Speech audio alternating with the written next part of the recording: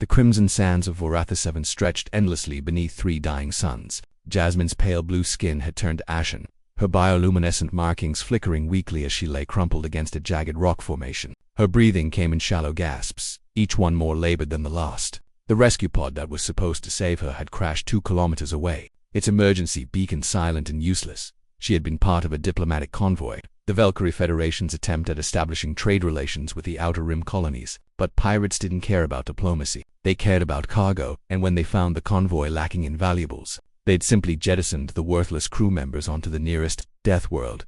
Jasmine's 3-fingered hand clutched at the wound in her side, where a stray plasma bolt had caught her during the attack. Her species' regenerative abilities were legendary across 7 systems, but even they had limits. Without medical attention and the proper mineral compounds found only on her homeworld, she would be dead within hours. The sound that pulled her from the edge of unconsciousness wasn't one she expected. It was rhythmic, mechanical, the unmistakable whir of a ground vehicle. Jasmine's compound eyes struggled to focus on the approaching dust cloud. Her translator implant buzzed weakly, picking up audio signatures. Human. A wave of despair washed over her. She'd heard the stories. Humans were the newest species to achieve faster-than-light travel, barely a century into their space age. They were primitive, aggressive, and worst of all, they came from a death world themselves. Earth, they called it, a planet so hostile that it had spawned thousands of predator species, each more terrifying than the last. And humans had climbed to the top of that nightmarish food chain through sheer brutal persistence. The vehicle stopped 30 meters away, and a figure emerged. He was tall by human standards, wearing a battered environment suit that had clearly seen better days. His face was obscured by a helmet, but Jasmine could see him scanning the area with what appeared to be a handheld sensor. Kevin had been prospecting in the Varatha system for 3 months, searching for rare earth minerals in the most godforsaken corners of space. It was lonely work, dangerous work, but it paid well enough to fund his real dream, a small research station where he could study xenobiology in peace. He'd seen the debris field in orbit 2 days ago and had tracked what he thought might be salvaged to this location. What he found instead was something dying. Jesus, Kevin muttered, rushing forward despite every survival instinct screaming at him to be cautious. The alien was small, maybe 1.5 meters tall, with skin that shimmered between blue and gray. She was clearly in bad shape. Jasmine tried to speak, but her translator couldn't get a lock on his language. She managed a weak gesture, pointing to her wound and then to the sky, hoping he'd understand. Leave me, save yourself. This planet would kill them both if they stayed out here much longer. The nocturnal predators of Varatha 7 were nothing to take lightly. Kevin didn't leave. Instead, he knelt beside her, his gloved hands moving with surprising gentleness as he examined her injuries. His scanner beeped rapidly, analyzing her biology. Okay, he said, more to himself than to her. Crystalline blood structure, silicon-based partial metabolism, requires trace amounts of, damn, I don't have half these elements.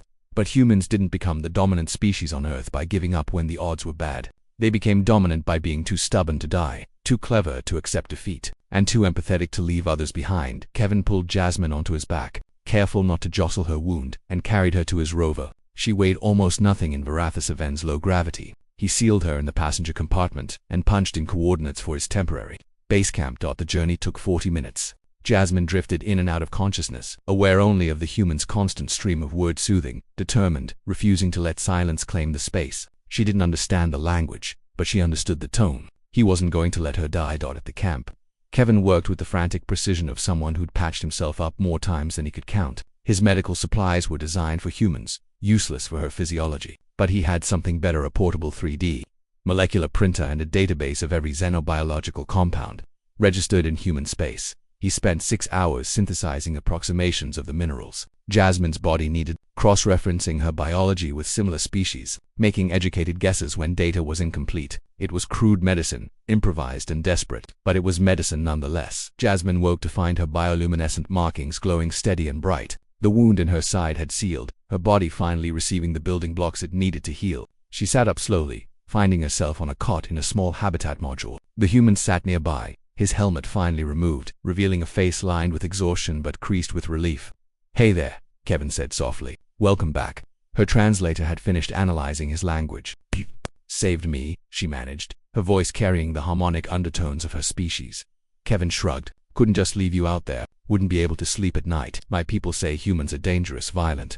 We can be, Kevin admitted. Earth wasn't gentle with us, but that same world also taught us something important, that survival means nothing if you have to become a monster to achieve it. We're dangerous, yeah, but we're also the species that looks at a stranger dying in the desert and thinks, not on my watch. Jasmine stared at this human who'd risked everything for someone he'd never met, from a species he barely understood. The galaxy had left her to die, but humanity had said no. "Thank you, Kevin," she whispered, reading his name from the patch on his suit. He smiled. "You're welcome, Jasmine," he replied, having found her identity beacon while treating her wounds.